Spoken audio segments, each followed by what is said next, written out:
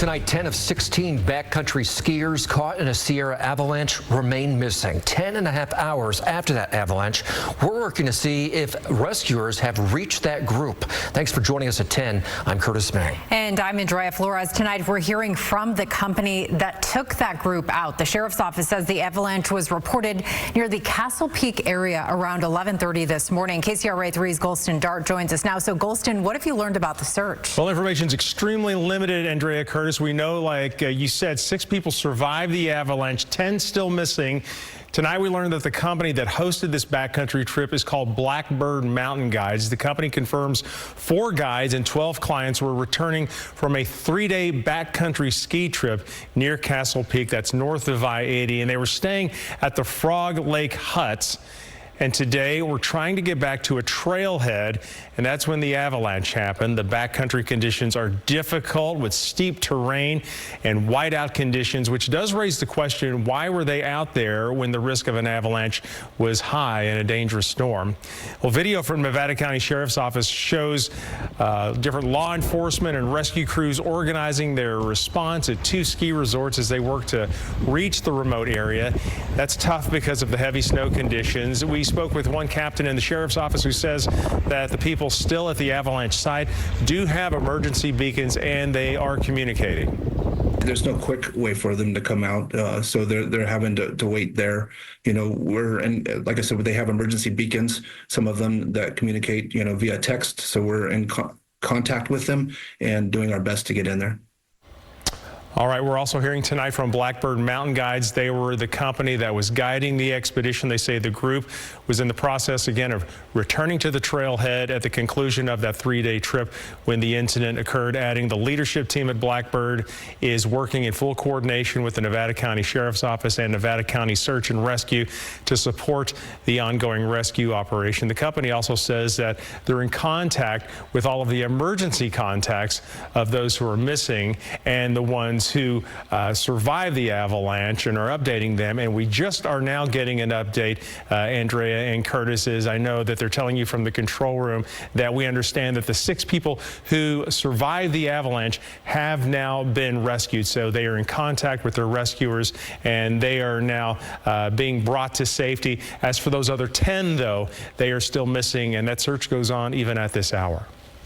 All right, Golston, thank you. That avalanche happening as snow piles up by the foot in the Sierra. Conditions in the mountains and the foothills making today a second weather alert day in a row. So here's a look at conditions along I-80 and Donner Summit tonight. Heavy snow forcing the Highway Patrol to close the road for hours tonight. They are warning drivers, if you don't have to be in the Sierra tonight, do not risk it. Taking a look at conditions on Highway 50, this is Twin Bridges. Spinouts have forced Caltrans to shut down the road between Placerville and Myers. And this storm left thousands of people without power in several other counties. That includes Nevada County, where fewer than 10,000 people are without power. In Placer County, 3,300 are in the dark. In El Dorado County, more than 5,700 are without power. Amador County, that number at 2,600. And in Calaveras County, that number is at 10,000. In Tuolumne County, more than 1,700 customers are without power. Stanislaus County, that's at more than 1,600. Solano County, nearly 3,000 are impacted. And in Sierra County, more than 1,100 are in the dark this hour. 3 adults stranded in Amador County have now been located. They've been stuck on Mormon Emigrant Trail since yesterday afternoon. Amador Fire updated us about an hour ago saying they located the 3. Rescuers had to work through a mile of dangerous snow to reach them. Rescuers are now working to get them to Highway 88 where an ambulance is waiting. We do not know their conditions. And take a look at this new video out of Sacramento County where crews had to save a man who drove into a flooded roadway and got stuck. The Highway Patrol says the roadway was closed for more than a day when the driver decided he could drive through it. Well, turns out he couldn't. He ended up in 5 feet of water and was nearly swept downstream before crews could reach him. You can see they are assisting him in a raft there. And we have team coverage of the storm and its impacts tonight. We want to start with KCRA 3 meteorologist Heather Waldman. So Heather, when will this storm start to wind down? Yeah, this is storm number 2 of the week. We've got one more coming in a couple of days. This one's winding down slowly but steadily. Sacramento and areas north not seeing much in the way of rain. It's been raining steadily most of the day, though, there in Stockton and Modesto. We'll look at rain totals here in just a second. But we told you about the closure on 80 and on Highway 50. This line in purple on 80 and 50, that's the extent of the closure from Colfax all the way up to the Nevada state line on 80 and from just east of Placerville towards Camino all the way up towards Echo Summit. Yeah, it's a no-go in both directions there as snow continues to fall. Snow is coming down more heavily as you go south of Highway 50. There have been closures on 108, Highway 4, 88 as well throughout the day as needed. Here's how much additional snow we're expecting. Tomorrow it's going to be showery. It's not going to dump snow all day long, but we will have chain controls if and when they do reopen the roads. We're going to get another dose of snow as we go into Thursday morning, and that is when we see the snow levels drop down maybe even to 1,200 to 1,000 feet in elevation.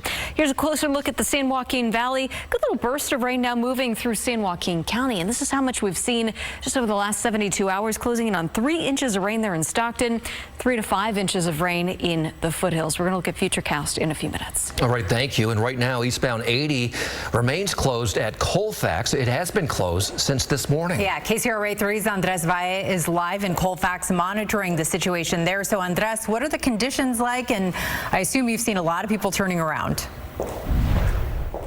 You know, Andrea Golson, or Andrea and Curtis, I should say, I really haven't seen a whole lot of people turn around because I think people really did get the hint earlier in the day. We got here about 5 p.m., but Caltrans crews right here have been parked here all day, making sure drivers do not go up into the higher elevations where, of course, those conditions are a little bit worse. Right now, we're dealing with dry conditions. It's no longer raining or giving that snowy slush, but if we turn it around, we just have one semi-truck here kind of parked here, hoping that Caltrans crews will open up the interstate, but so far we still don't have an estimated time so far. So let's show you some video we captured from earlier in the night where we've been watching Caltrans crews throughout the night turn people away, only letting those who can verify that they live in communities near Colfax to continue on I-80. For the most part, it's been quiet here with not a ton of backup, and because of this, we went to Nevada City and Grass Valley to see if anyone was stranded would end up spending the night in hotels there.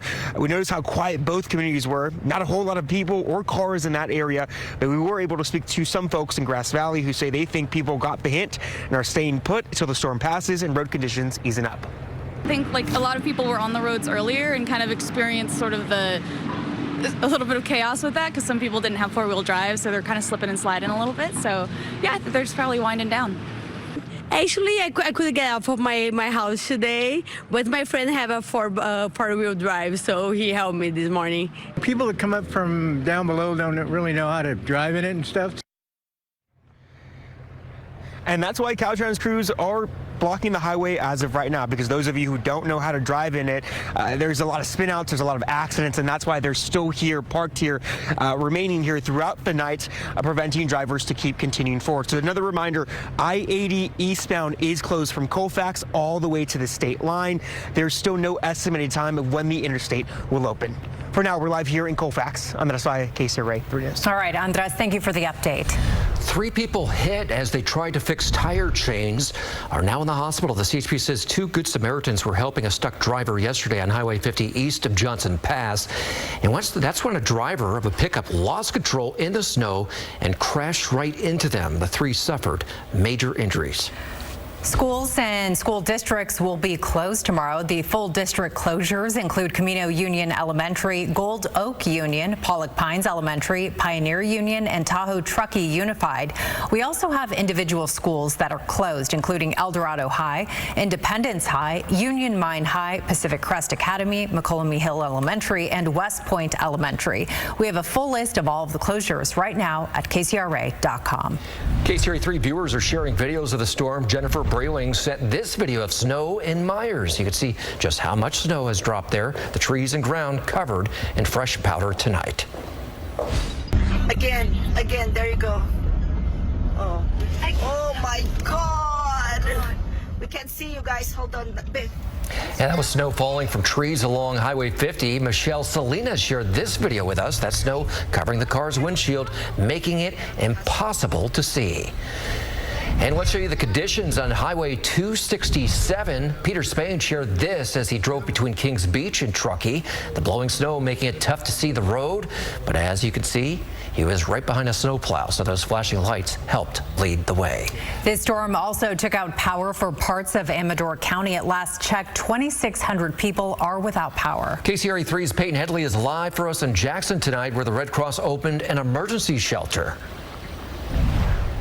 Yeah, and a big reason for that power outage has been the weather and just this consistent rainfall. You can see it here. If we show you the drain off to the right-hand side, you can see a lot of water coming down. So this is just outside of the Red Cross shelter. We know at least 8 people are here so far, and they have room for dozens more. So Amador County reached out to the Red Cross and asked them to get this shelter open because they were having power outage issues. They say it was because of the weather. So volunteers got here to the Jackson Civic Center, quickly opened up the shelter in about 30 minutes. So this gives people a safe place to sleep and to eat, really just a comfortable place to go in weather like this. Anybody is welcome at our shelter, regardless of their circumstances. We don't want anybody to be outside on a night like this. If they have nowhere to go, we want them to be inside and be safe.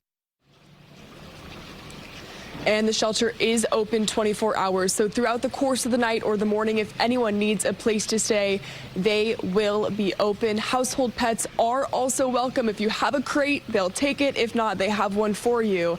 And again, it is at 33 Broadway in Jackson. Live in Amador County, Peyton Headley, KCRA 3 News. Peyton, thank you. And some snow also falling in Tuolumne County. Dolores Cudia shared this video from Sonora. The elevation here is about 2,000 feet, and you can see some of that snow there sticking.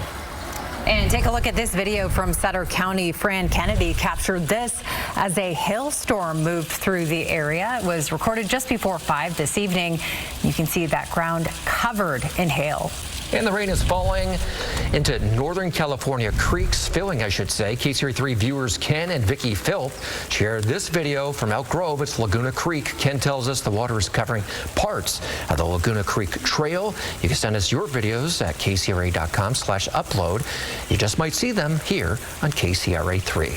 We are not done yet. A third storm with even lower snow is coming later on this week. Yeah, a lot to cover tonight. KCRA 3 meteorologist Heather Waldman is back right now. So Heather, what can we expect with this additional round? Yeah, lower snow with this system coming in late Wednesday night into early Thursday morning, but the snowfall rates, the speed at which the snow stacks up will not be as bonkers as what we saw today or even during the day yesterday. So our current system slowly on its way out. Tomorrow's a relative lull. It'll still be showery. There will still be snow in the mountains, just not as much as what we've seen the past couple of days. This is the system I'm watching as we go into Thursday morning. It's dropping in from the north with colder air and drier air. Basically, whatever moisture we have in the atmosphere is going to get squeezed out as it moves up the west slope of the Sierra. I want to show you Wednesday because, again, it's not a totally dry day, but for the valley, it's going to be a nice break from the soaking rain we've had the last 2 morning commutes. Still bring the umbrella, still bring the rain gear. You may still want it from time to time. You may still need the windshield wipers. Snow showers there in the Sierra, hit and miss with that snow level generally around 3,000 to 3,500 feet. But this is 5 o'clock Thursday morning. Next system coming in. Rain for the valley for a couple of hours. Most of it's out of here by the time the sun comes up, but this is when the snow level really tanks between about 8 a.m. and 10 a.m. in the valley. I want to give you a closer idea of just how low that snow level could get. Brownsville, maybe even Loma Rica, a few flakes for you into Yuba County, Grass Valley. You're well into the snow. Same thing with Lake of the Pines, Forest Hill, Georgetown, Pollock Pines. Cameron Park is going to be very close to the rain snow line in El Dorado County. You come down a little bit further, McCulney Hills, San Andreas, Murphys, Sonora. Now, we're not talking big snow numbers at these places, but you may see a little bit of slush on the grass. Groveland, Coulterville, down towards Mariposa and back in the Yosemite Valley. So 1,500 to 1,000 feet, a couple inches of slush on the grass. You go 4,000 feet and up, that's where we're going to see, enough snow to keep the roads snowy, enough to keep the chain controls going. But notice even over the summits during the day on Thursday, up to a foot of snow at most, and then we shut things down for a couple days. I'll be back with the extended forecast in a bit. All right, sounds good, Heather. Thank you. And you can stay updated on this storm as it continues to move over Northern California. On the KCRA 3 app, there's an interactive radar you can use and alerts you can set up for your location.